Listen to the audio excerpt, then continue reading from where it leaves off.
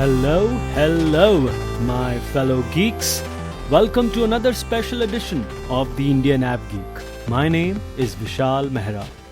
Our guest this week is one of the most wanted men in Indian aviation right now. He's leading what's supposed to eventually become India's biggest airport, the Noida International Airport. Daniel Bircher is the chairman and managing director at Yamuna International Airport Private Limited, a subsidiary of Zurich Airport International, incorporated to design, build, and operate DXN. Daniel joined Zurich Airport in 2006 and has 2.5 decades of global experience.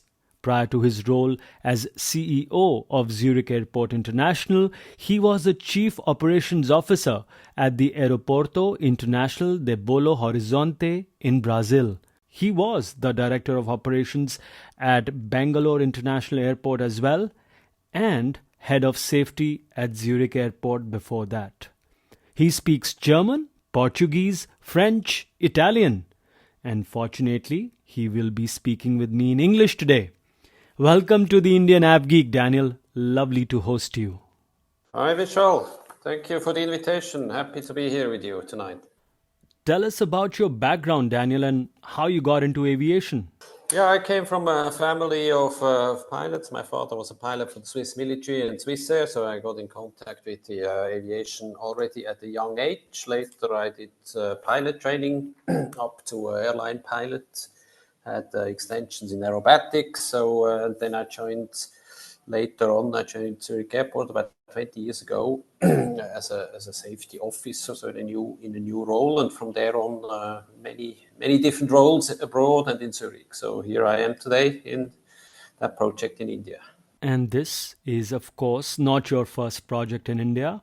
I know you were the Director of Operations at the Bangalore International Airport as well. How was your time there? And any learnings you picked up there which is helping you out at DXN right now? No, definitely. I cherish my time. So they usually say when you transfer, you have three things. You have culture, you have role, and you have responsibility. In my case, everything changed. So there was quite a challenge. We started with expanding the airport there again. We had Kingfisher Airlines collapse, so a lot of discussions with airlines. It was just the time when Indigo started the expansion of the network. Fortunately, we had lots of aircraft stands available, so they could settle themselves there.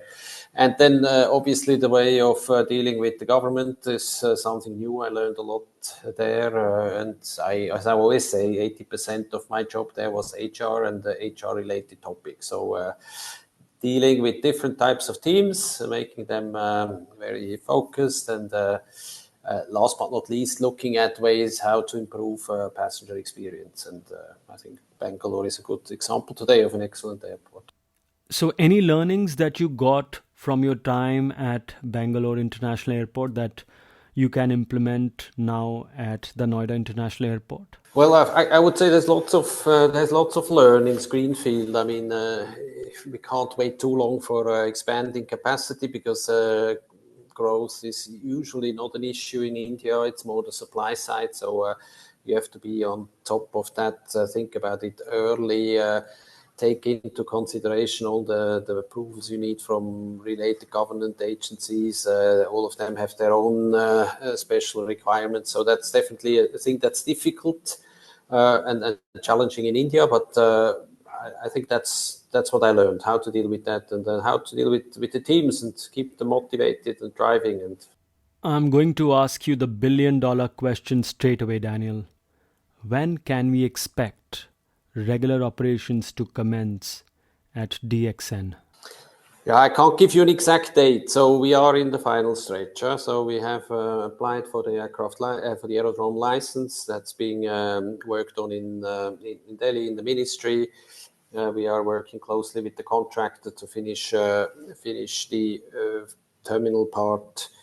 So we can start sometime in summer. We can start with operations.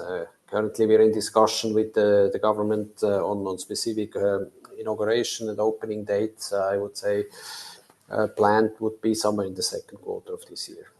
there is still a lot of things to do, and we want to do it right. Absolutely.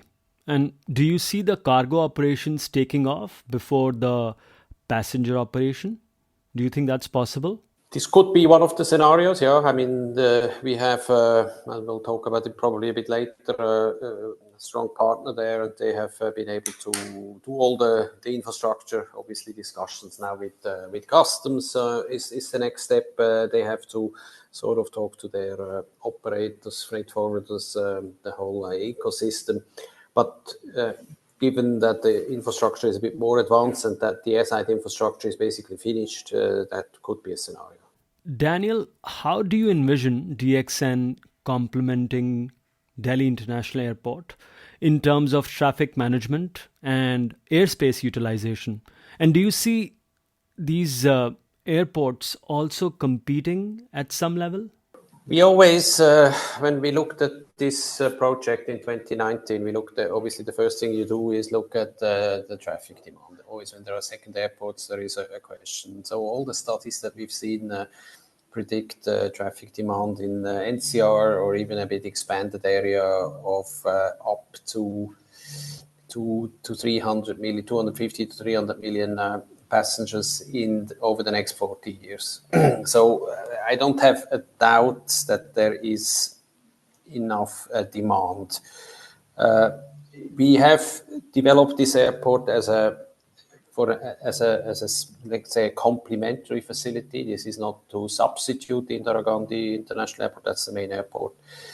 But let's say we have three or four aspects that we looked at. First of all, it is a capacity augmentation, and I'm sure at one stage a third airport will be needed for the NCR region when the two airports are sort of saturated. It's not only overall capacity, it's peak hour, it's road access, which has limits. You can't sort of operate an airport with 200 million in an environment such as Delhi, which has limitations on ground transportation. It's just not possible. It has to be distributed. Today, where do we see the big growth in Delhi? It's on the Noida, it's on the greater Noida side. There's land available, there's industrial development. So I think there is a specific catchment. We talk about almost 60 to 70 million people within a 120 minute travel radius. So there is pent up demand, and I think for the airlines this is also an important element, that there is a strategic growth opportunity there. So there is definitely not limitation, at least in the initial phase, on peak hour slots and capacity. So this is what we do. We will discuss later also the network. I mean, it's a domestic airport initially, and we want to make sure that Metro NCR is connected to all the relevant airports from Tier 1 to Tier 3 cities. And it can position itself as a hub, but at a later stage for an airline that really wants to use this in an efficient way. It has been defined such that the distances at the airport, the turnaround times are minimized. So that's what we are aiming for. I'm sure that would be music to airlines' ears. Shorter distances to catch connecting flights. Have you thought about your catchment areas in terms of passengers? I think from an access point of view, a logical catchment, natural catchment is east of Yamuna River. Obviously, Noida, East Delhi, going up to Mathura. So there and all the way down. And if you look at the developments, this is definitely something we have discussions with the governments of UP, of Haryana, of Bihar for bus connectivity. So we looked at these cities with a range of 2 hours travel time. So that's definitely something for people that will make it easier, because they don't have to cross the center of the city. And in the end, it's up to the airlines, and the airlines they do the development of their routes, and they target certain passengers. There will be at one stage certainly overlaps in route networks between the two airports. I think that's in every city with the multi-airport system. That's the case. but we will do the necessary on the infrastructure side to enable the growth. That could start with regional connectivity that can go to Code C networks. That's what the airport is designed for, but that will go beyond to Code E, Code F. I don't think is so much the issue at the moment, but at least definitely, because all the key Indian airlines, they are also going beyond only Code C at this stage. So, what kind of strategies are you employing to attract airlines away from the established Delhi airport? I mean, obviously, our strategy is not to take away any traffic. That's not. So we interact with the airlines. We do a comprehensive strategy to drive airline engagement and passenger growth. So we show the airlines the network opportunities, the demands from NCR in general, the synergies they could have with our cargo hub that we are developing, the access to the airport today and how it will develop. So, and in the end, it's an airline call how they want to deploy their resources. I think we are being transparent with the airlines, what we can offer cost-wise, service-wise, infrastructure-wise, and yeah, we definitely have today the advantage of peak hour capacity. Now that may or may not be different in a few years' time because obviously these slots fill up, but I think that's the starting point.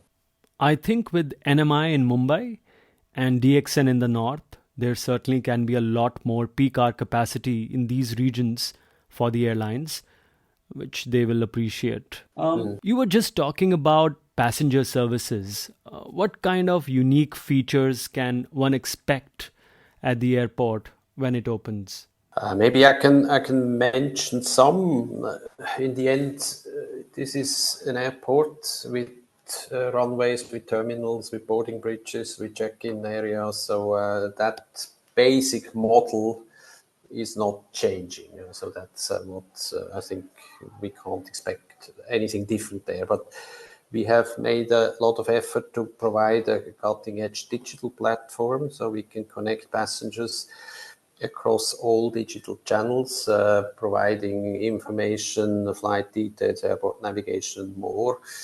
So a data lake where we have applied a new warehouse that we have developed together with Zurich, and want to be quite open in the interfaces between all the systems so that everyone can tap onto that data lake.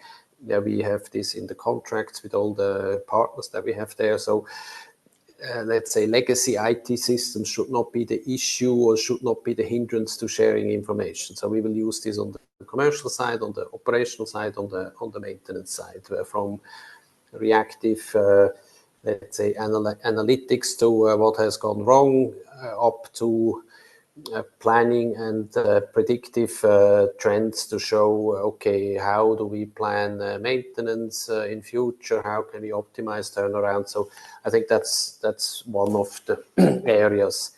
We have self-backdrops, more than 50% self-boarding services. All gates will be DigiUltra enabled, so biometric travel should not be an issue. And overall an easy infrastructure to really understand, and so it's not complicated. You can see where you have to go, and you can follow the signage. So simple and passenger oriented. We have at Siemens an excellent provider of a package system, which is fast and safe, and hopefully will help us reduce any missed packages. So it's fully automated. That will be a good thing. Then we have, obviously, and that's important today, we've tied up with fantastic partners for electric vehicle infrastructure. So we will both have electric taxi fleet. We will have charging facilities for the electric vehicles. The whole fleet airside will be electric, and we have also installed charging infrastructure there. This might not be at the focus of passenger service, but this is part of a modern airport. to do that. And there's as many of these examples that we could go into. Another important area for passengers these days, as part of the overall passenger experience, is lounges. Will there be contract lounges or airline managed lounges at the airport? What kind of model you'll have, Daniel? So that will change over time. Huh? So we have at the beginning we have tied up with TFS, Travel Food Services. They're fantastic in providing F&B and world-class lounges, so premium and mid-luxury zones. So we are sure they will provide a fantastic lounge, which is in the security hold area, in the head house, how we call it. It's a shared lounge at the beginning. Over time, I think we would have enough space and enough possibilities to build dedicated lounges for the start. As we don't have any reference values for the traffic, it's a bit. So we said it doesn't make sense to have specialized lounges. And this is also from our experience in Bangalore, where we started with airline-specific lounges, and after a short time, we sort of said it's not working. That might be different for an airport that has a hub carrier with 70-80% market share and really wants to define its product there specifically. That may change. That might come at one stage, but not at the beginning. And I'm guessing space will not be a problem for you, right? So the terminal is a bit more than 100,000 square meters for a capacity of 12 million. Second phase will come once we reach 10 million passengers, and we will expand to 30 million. So doubling at least so we'll have 200,000 square meters, and I'm sure we will have enough space for that at this stage then. Which domestic and international airline partners can passengers expect once the airport opens? I would say it's going to be a reflection of the airline landscape. So we have partnered with Indigo launch as a launch carrier, with strategic partnership with Akasa Air. Both of them will operate domestic and international routes after some time. Obviously, Air India Express is part of the first initial network. Smaller regional airlines where there are discussions, we will see how this develops afterwards. But you can expect what you expect in other airports as well. What about international carriers, Daniel? Where your initial focus at the airport is going to be? There is a substantial interest. Middle East, Southeast Asia, Central Asia. The problem or the challenges are the bilateral capacity, the slots available. Currently, the political will or the government is reasonably closed in expanding this for various reasons. Obviously, this is a point of discussion we have whenever we meet the government, that we need to have their level playing fields and that this has to open. But mind you, there is ample opportunities for the Indian carriers to exhaust their allotment on their side. I mean, these are all destinations that could be reached also with aircraft from Indian carriers. So obviously, we have a dual strategy. Focus is not at this stage long-haul international traffic. First, we need to build up a robust domestic network. Once this works, I think the other flights will come. And I guess once the airspace geopolitical restrictions ease, will that make it easier for a new airport like yours to get more international routes, more traffic? There are multiple factors, I would say. I mean, there is airspace regulations like we have it today with the war in Ukraine, which has an impact on the routes that airlines can do. Obviously, geopolitical dynamics plays a role, but much more important, I feel, is the fleet availability. We spoke about the bilateral traffic rights, the financial health of airlines to deploy such type of aircrafts. We need a close collaboration with the airlines, with those that I mentioned before, and governments to ensure that these opportunities open up. I'm convinced this will come. Sure. I think from government's point of view, their position is that they want to build up Indian carriers. They are trying to promote them. So that's why the bilateral expansion, well, it's kind of in cold storage, right? Anyways, how are you engaging with international airlines? What is your pitch to them? As initially you will be a secondary airport in the NCR, Delhi NCR region. So what's the pitch to these international airlines? I mean, the pitch is definitely the unrestricted demand that we expect for this area. We show population growth, we show real estate developments, we show industrial developments along the axis, and we talk about the catchment like we did before. So I would say these are the more external factors that have an effect on demand. Then obviously the airport, the facilities, the the minimum connecting times. Obviously, cost is one of the aspects that we have to discuss with the airlines. And last but not least, the support they would get from the airport, the teams that do interact with them on a regular basis. So I see it's a very professional relationship that has to be established with these airlines, that they know, okay, they can trust us. They receive the information they may not have. I mean, despite tools being available, usually you have, as an airport operator, the best access to your catchment, inbound, outbound network, and can show the airlines maybe something they haven't had on the radar so far. So I would say this is more or less how these interactions happen between our teams and the airlines. What kind of domestic slash international network and traffic mix are you expecting in the first 6 to 12 months of the airport becoming operational? What would be your approximation there? It is difficult to assess. So as I mentioned, so Indian's aviation market is at today the third or second or third largest. So and Yes. trips per capita are below average. Costs might be a bit high today, but we expect this to continue to grow almost exponentially. So, as I mentioned, so the first thing would be to connect the catchment with the required cities in India. So, obviously, any airline would start with metro, with tier 2, with tier 3 cities. We are in contact with these airlines about RCS routes. That is also important, and I think it is also aligned with the plan of the government to provide air connectivity across the country. And so that's what we're looking at.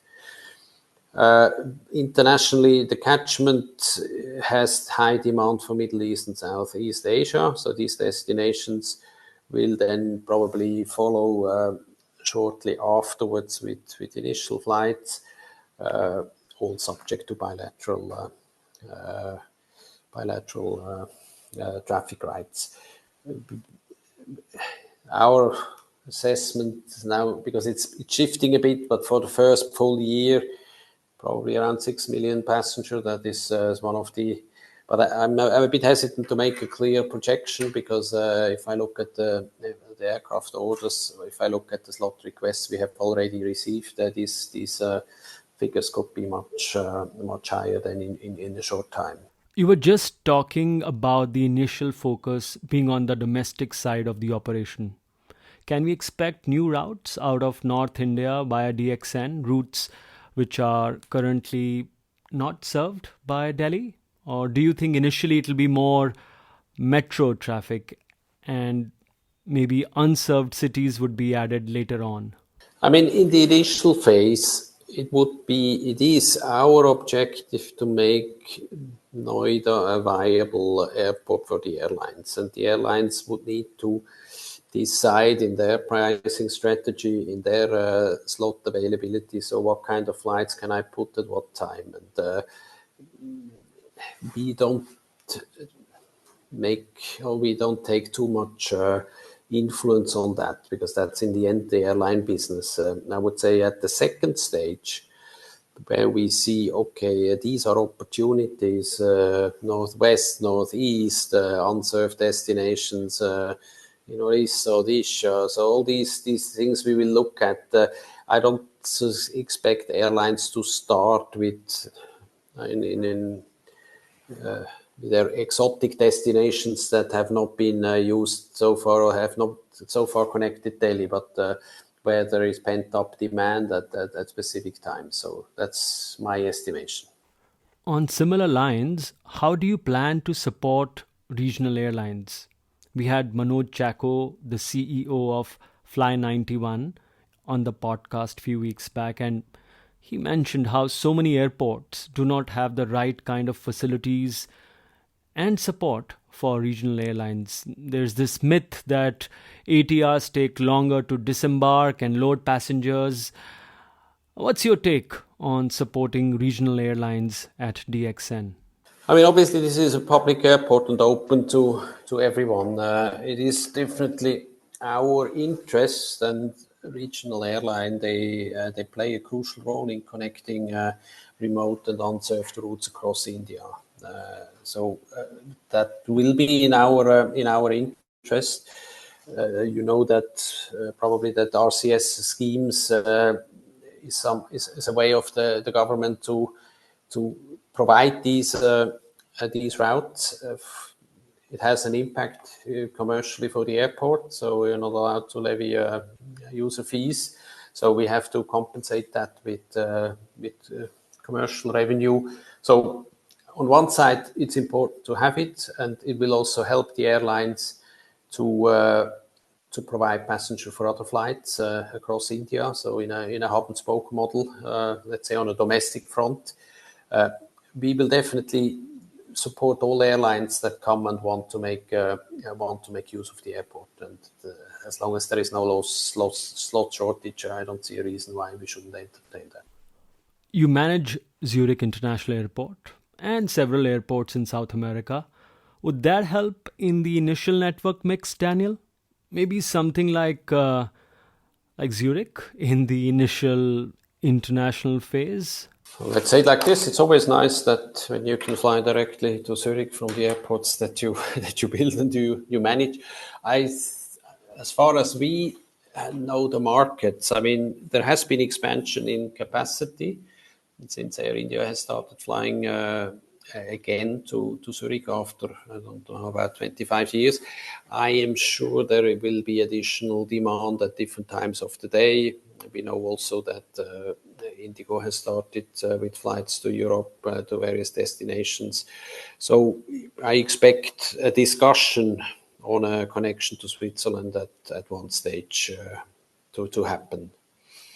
Again, that is all subject to the airline having the available aircraft, finding a way to connect to the domestic network afterwards with these flights for beyond traffic. So I wouldn't rule it out, but I mean, it's not what it's as top priority for us at the moment. Eventually, DXN promises to be one of the biggest airports in the country. Going by that, are you in talks with industry stakeholders to possibly start a MRO? Do you see an opportunity there? The overall size of the airport, that's, I would say, the government has some ideas. We have currently a 40-year concession with capacity up to 70 million passengers, and we have clear plans how we want to develop that. Part of that concession agreement is an MRO. We have to build that within 10 years, but we have been approached by various players at this early stage to do that, and we are quite optimistic that also with the recent changes in legislation to make MRO more sustainable, to make it more cost effective, Noida offers a great opportunity with the land available, with the industrial development coming up to have such MRO establishments, and I'm sure this will happen soon. Tell us about your cargo plans, Daniel. Will you have a dedicated cargo operations terminal? So we took quite a bit of time to really study the market and to see what is required. And so what we are building together with our partner Air India Sats, these are the concessionaires, is a multi-modal cargo hub.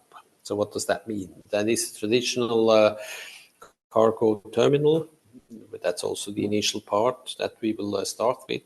But we will have a large logistics and warehousing facility adjacent to it, so that we can meet all the demands of the whole value chain of cargo around airports, from storage to bonded warehouses to parking for trucks to processing effectively over a period of a couple of years. We will start with 250,000 tons capacity and go up to 2 million, which is a large. But I'm very much convinced that this endeavor on 80 acres will be extremely successful. We have also Air India Sats has committed to very significant technological implementations, so cloud-based platforms that they use for various for warehouse management, also a single window airport cargo community system, so for easy transfer of data across all the stakeholders, automated guided vehicles to transport, then the advanced warehousing and logistics zone to consolidate, to bond a park, and the connectivity to the expressways and highways in the middle of an area which is known for agricultural products. So together with the government, there is also plant and fruit treatment for export afterwards. So we really want to take a holistic view on the whole thing, because cargo traditionally has been a very piecemeal approach, for also because in many airports there was not enough, or there is not enough space to develop this. And this is our opportunity in a greenfield environment to do it in a way that you see it in Hong Kong or in Singapore, in some of these large cargo hubs. In fact, Bangalore, we were talking about Bangalore. Bangalore does a great job with cargo, Yeah. as I think India's largest cold storage facility also there. And like you were just talking about agricultural produce, so absolutely, I think DXN would have a phenomenal opportunity, and we hope something turns out well there. What about general aviation, Daniel? Do you think you'll have a separate terminal for general aviation, for business aviation? We had so it's definitely part of the master plan. We had a project that we sort of put on hold for capacity reasons. We said, okay, this is not the most important. So it includes a hangar, it includes FBO. We have discussions with companies that offer vertiports for eVTOLs. So these type of activities are part of our master plan. I think once we start operations over the next 2 years, such facilities will be developed and according to the need of the aviation community that uses these type of aircrafts. You are, of course, one of the leading airport operators in the world. What are the latest trends globally you're seeing in airport management? I mean, there's lots of trends, but if I maybe look at three main trends, I would say efficiency has been on the top of the list after COVID. Sustainability is the second important, and passenger experience.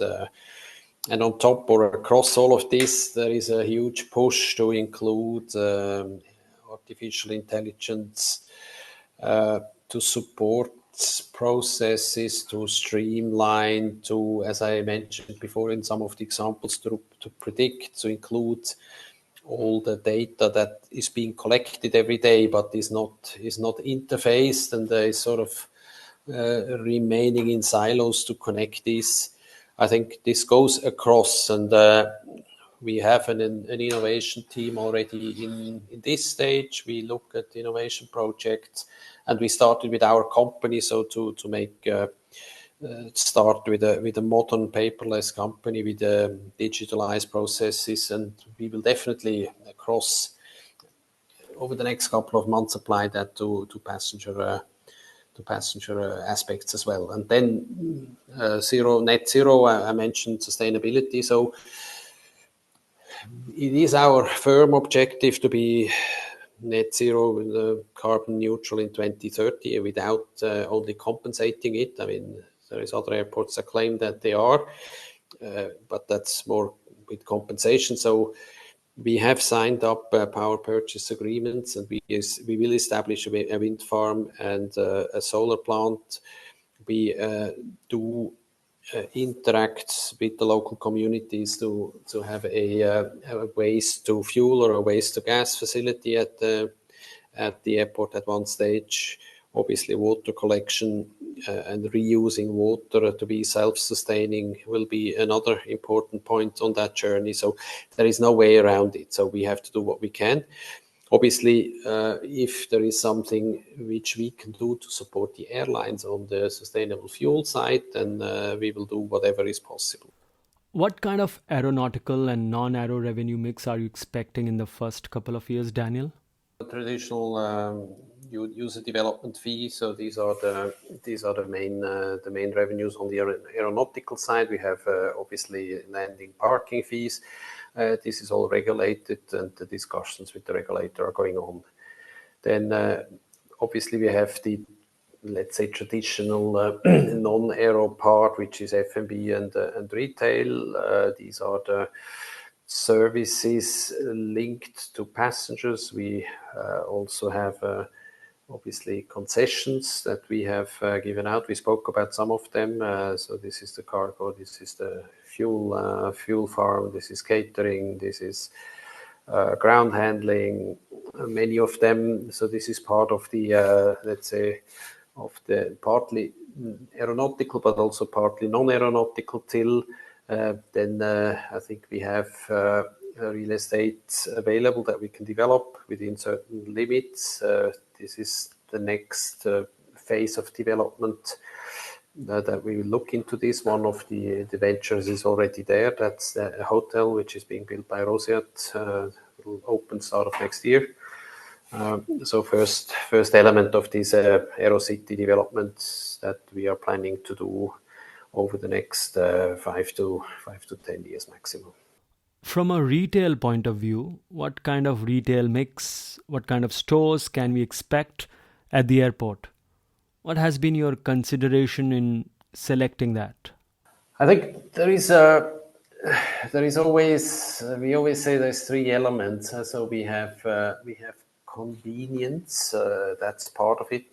This is more a generic answer now before I go into the details. So there is convenience, there is trusted brands, and there is a sense of place. So these are sort of the three angles we look at this. Convenience, this can be a bookshop, this can be a pharmacy, this can be a shoe shine, whatever is relevant. So these are basic services that you need to implement.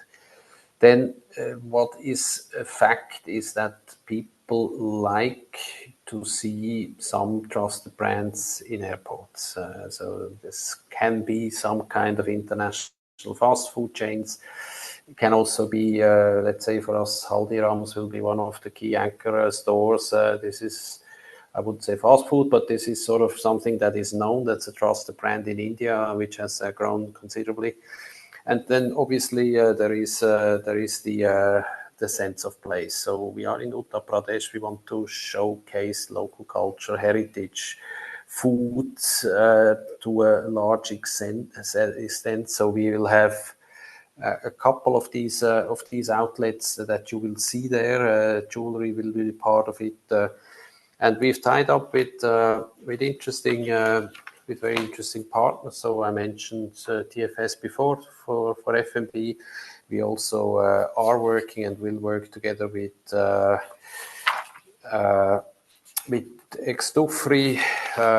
They will provide part of the F&B offer that we have.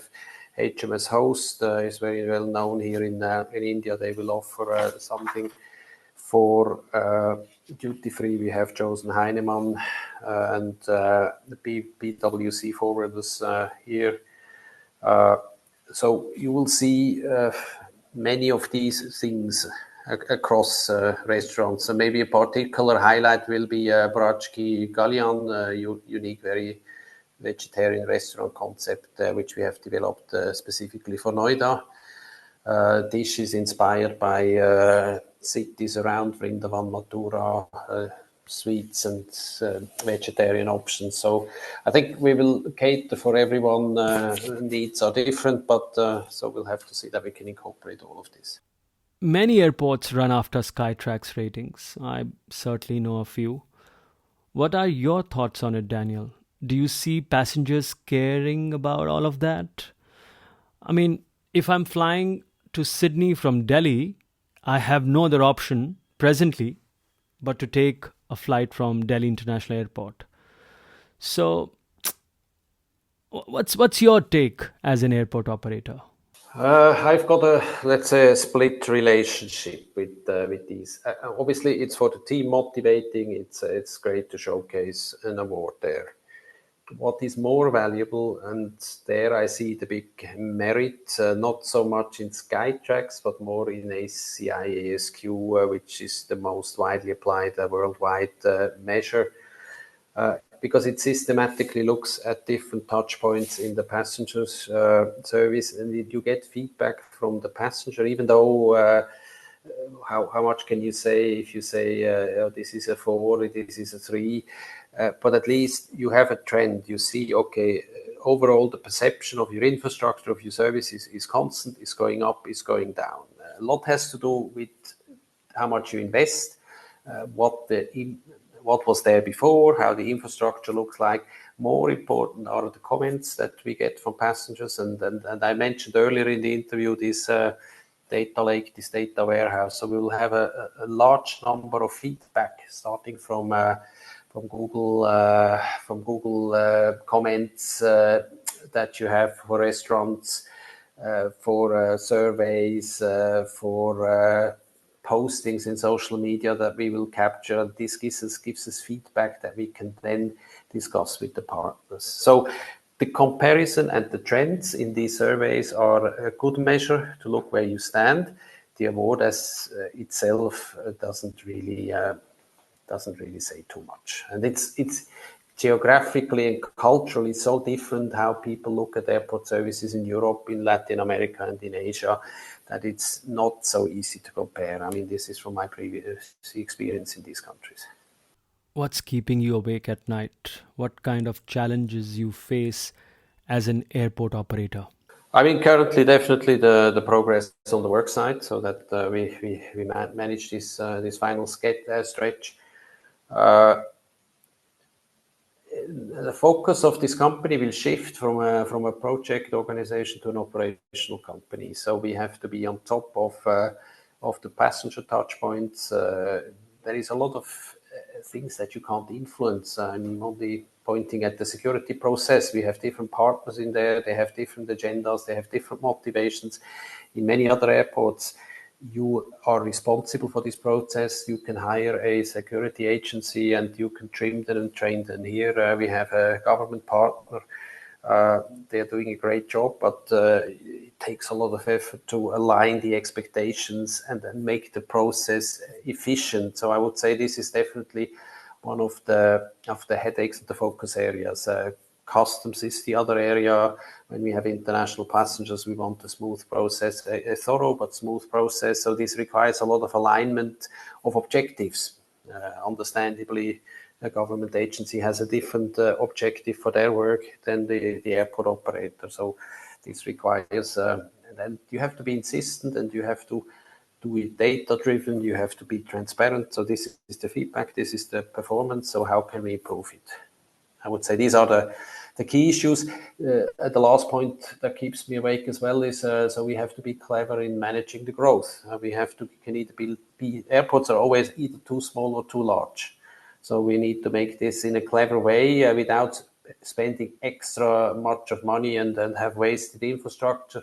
Nor do we want to be constrained and offer a lousy airport experience. So that question, when is the right point to expand, how much, at what cost?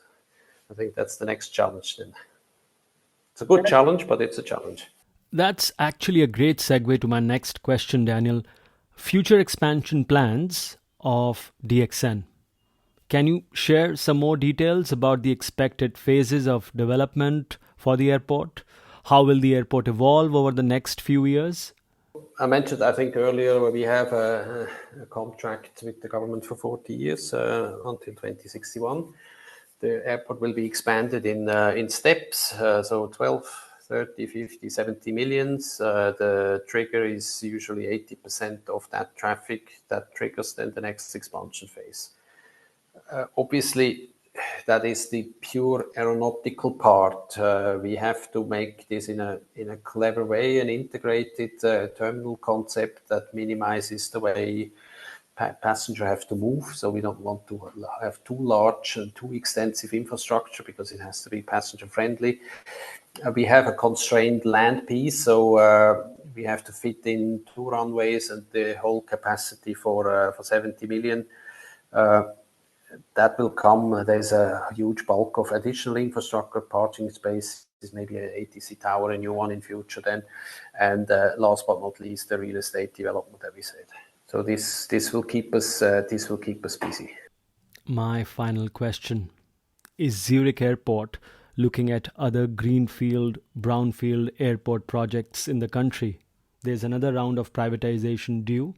What's your thought? As India and currently Brazil are the key markets for us, we will look at all the opportunities that come up. Obviously, they have to make sense. We have to be able to manage all of this, and then we can add value in the project. I think we are quite open and will have started looking at all these opportunities, mapping it, and I'm quite positive that you will see us in other places as well. Thank you so much, Daniel. Best wishes from all of us for a successful and terrific launch of the airport. Can't wait to check it out. Thank you, Vishal. Thank you for the conversation, and good luck with the Indian Aviation Geek podcast for the future. So many unanswered questions today were answered by Daniel. I really do appreciate his time. Next week, we will geek out with another international expert on something we have never covered on the show. Stay tuned for that. Till then, rate the show on the podcast app of your choice and some feedback to go with it, please. You can find Daniel on LinkedIn, and I am at Vishal Mehra on X. With that, I wish you well and happy flying, my friends.